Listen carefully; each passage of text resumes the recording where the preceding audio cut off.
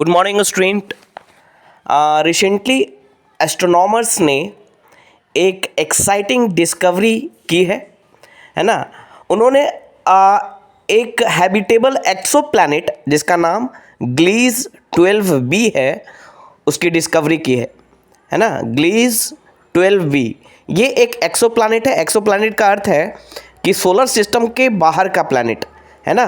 यानी solar system के outside ये प्लैनेट इन्होंने डिस्कवर किया है जो पृथ्वी से 40 लाइट ईयर्स दूर है ना। अर्थ से 40 लाइट ईयर 40 प्रकाश वर्ष दूर है ना। लाइट ईयर क्या होता है? लाइट ईयर एक डिस्टेंस का यूनिट है जो एस्ट्रोनॉमिकल जो डिस्टेंस होते हैं उसको लाइट ईयर में मापा जाता है ना। तो 40 लाइट ईयर्स अवे है अर्थ से।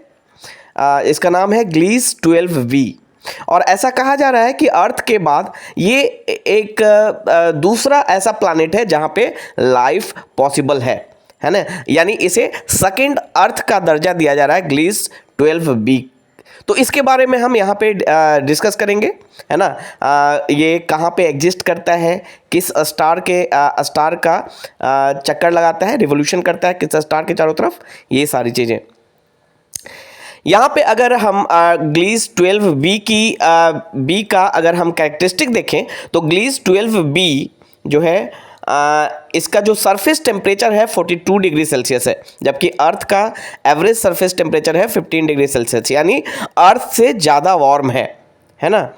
और अगर हम दूसरे एक्सोप्लैनेट्स की बात करें जो अभी तक डिस्कवर किए जा चुके हैं उनसे काफ़ी ज़्यादा कूल है, क्योंकि जितने भी अदर एक्सोप्लैनेट्स डिस्कवर्ड हुए हैं उनका जो सरफेस टेम्परेचर है वो 5000 डिग्री सेल्सियस है। लेकिन ये जो ग्लीज 12b है उसका जो एवरेज टेम्परेचर है, सरफेस टेम्परेचर, वो 42 डिग्री सेल्सियस। इसीलिए कहा जा रहा है कि ग्लीज 12b अर्थ के बाद दूसरा ऐसा प्लैनेट है जो हैबिटेबल है, यानी जहाँ पे लाइफ पॉसिबल है। बट लाइफ के लिए और भी जो चीज़ें इसेंशियल है, जो सबसे इंपॉर्टेंट इसेंशियल है वो है एटमॉस्फेयर, और उसकी डिस्कवरी अभी चल रही है। अगर इसका साइज जो है वो अर्थ से थोड़ा सा छोटा है, यानी वीनस के कंपेरेबल है ना, वीनस के जैसा साइज है। और ग्लीज 12b ये अर्थ से ज़्यादा वार्मर है 15 डिग्री सेल्सियस। अगर इसके स्टार्स की बात करें, यानी ग्लीज 12b किस स्टार्स का चक्कर लगा रहा है, रिवोल्यूशन कर रहा है, आपको बता दें कि जितने भी प्लैनेट्स हैं, चाहे वो सोलर सिस्टम हो या दूसरा एक्सो प्लैनेट हो, वो किसी न किसी स्टार्स का चक्कर लगाता है। प्लैनेट्स का ये डेफिनेशन ही है कि the heavenly body which rotates या revolve around a star is called a planet. और उसी स्टार्स के लाइट से ये चमकता है ना। तो ग्लीज 12b जो है वो एक एम ड्वार्फ स्टार्स उसको कहते हैं, जो कि जिसका स्पेक्ट्रम, मतलब स्पेक्ट्रम के कलर के आधार पे कोडिंग की जाती है स्टार्स की, है ना। स्पेक्ट्रम्स के कलर्स के आधार पे और उसमें जो एलिमेंट्स प्रेजेंट हैं उसके आधार पे स्टार्स की कोडिंग की जाती है। तो एक कोड है एम स्टार्स। तो एम स्टार्स लगभग रेड कलर का दिखाई देगा, है ना। रेड कलर का स्पेक्ट्रम होगा जैसा कि आपको फोटो में दिख रहा है। तो एम ड्वार्फ स्टार्स के चारों तरफ ये चक्कर लगा रही है ग्लीज 12b प्लैनेट, है ना। और इसका जो रिवोल्यूशन पीरियड है, ये जो रिवोल्यूशन पीरियड है वो 12.8 डे का है। अर्थ का जो रिवोल्यूशन पीरियड है वो 365 डेज का है, 365 एंड 6 आवर्स। लेकिन ये जो ग्लीज 12b है वो एम ड्वार्फ स्टार्स का जो एक रिवोल्यूशन कंप्लीट करता है 12.8 डे में। ये जो स्टार है एम ड्वार्फ स्टार, जो रेड कलर का आपको दिख रहा है, वो उसके चारों तरफ 7 प्लैनेट ऑर्बिट कर रहे हैं, है ना। और जिसमें से 3 हैबिटेबल जोन में फॉल करते हैं, यानी वहाँ पे हैबिटेट पॉसिबल हो सकता है, हैबिटेशन पॉसिबल हो सकता है, और वहाँ पे लिक्विड वाटर कैन एग्जिस्ट कर सकते हैं उनके सरफेस पे, है ना।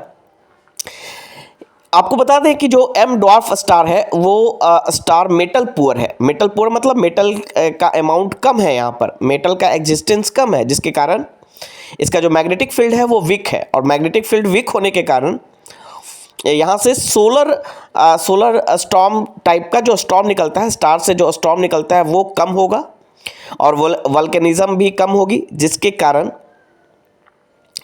सोलर स्टॉर्म्स कम होने के कारण, है ना, लो मैग्नेटिक एक्टिविटी होने के कारण ये रिसर्चर्स ऐसा बिलीव कर रहे हैं कि सोलर स्टॉर्म्स कम होगा, यानी जो आंधियाँ होंगी, स्टॉर्म्स कम होंगे, जिसके कारण जितने भी प्लैनेट्स इसके चारों तरफ रिवॉल्व हो रहे हैं वहाँ पे एटमॉस्फेयर संभव है। और इसलिए रिसर्चर्स का कहना है कि जो ग्लीस B12b प्लैनेट है वहाँ पे एटमॉस्फेयर की संभावना हो सकती है, और अगर एटमॉस्फेयर होता है तो वो हैबिटेबल हो सकता है, क्योंकि जो लिक्विड वाटर है वो पहले से ही प्रेजेंट होने की संभावना है। अब इसके लिए इस पे फर्दर रिसर्च चल रहा है ना, जो और भी जो हैबिटेबल कंडीशन के लिए जो एसेंशियल कंडीशन होते हैं उनकी डिस्कवरी चल रही है ना, जैसे कि एटमॉस्फेयर में कौन कौन से गैस हैं, क्या वहाँ पे ऑक्सीजन अवेलेबल है या नहीं, है ना, तो ये सारी चीज़ों की अभी डिस्कवरी चल रही है।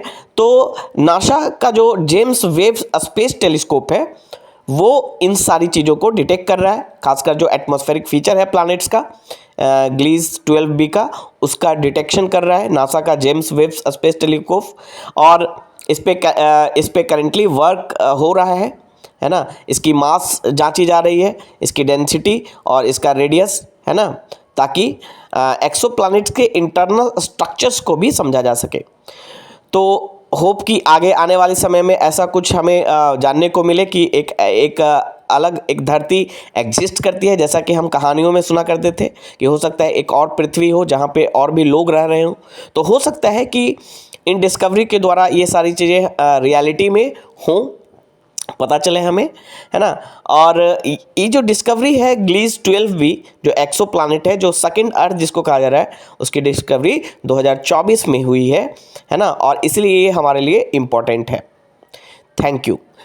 अगर ये वीडियो आपको अच्छा लगा तो लाइक एंड सब्सक्राइब ज़रूर करें और ज़्यादा से ज़्यादा शेयर करें, ताकि अधिक से अधिक विद्यार्थियों तक ये वीडियो पहुंच सके। Thank you.